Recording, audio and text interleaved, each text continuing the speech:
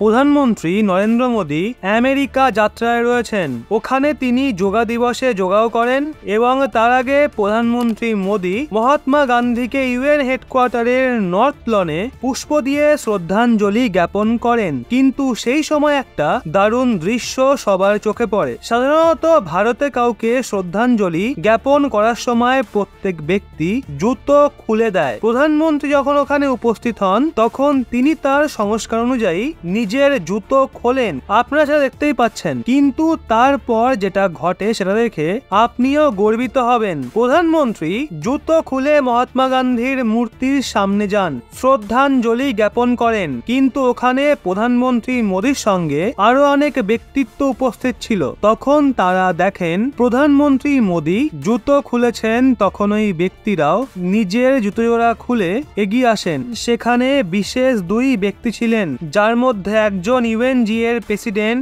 সাবা ক্যারোসি এবং দ্বিতীয় জন mayor Adam Feb. এই দুজনও নরেন্দ্র মোদীর দেখা দেখি জুতো খোলেন আর তারপর মহাত্মা গান্ধীর মূর্তিতে পুষ্প দিয়ে শ্রদ্ধাঞ্জলি জ্ঞাপন করেন। চলুন ভিডিওটা দেখি। এই দৃশ্যই বলে ভারতে যেভাবে কাউকে সম্মান করা হয়, ভারতে যেভাবে রীতিনীতি এবং সংস্কৃতিকে পালন করা হয়, সেটার ইম্প্যাক্ট এখন বিশ্বের অন্যান্য বড় বড় নেতাদের ওপরও পড়ছে। এই কারণেই দুনিয়ার অন্য দেশের যে অতিথি ছিলেন ওই সময়ে তারাও নিজের জুতো খুলে শ্রদ্ধাঞ্জলি জ্ঞাপন করার জন্য এগিয়ে যান। এই দৃশ্য দেখে গোটা বিশ্বের মানুষজন স্তম্ভিত হয়ে যায়। সবাই তো হতবাক, আর এটা এখন গোটা বিশ্বে আলোচনার বিষয় হয়ে উঠেছে। ভারতের সংস্কৃতিকে অন্যান্য দেশের মানুষজনরা মন খুলে কিভাবে গ্রহণ করছেন, এই দৃশ্য দেখে আপনারা কতটা গর্বিত হলেন কমেন্টে অবশ্যই জানান এবং একজন ভারতীয় হিসাবে জয় হিন্দ লিখতে কিন্তু ভুলবেন না।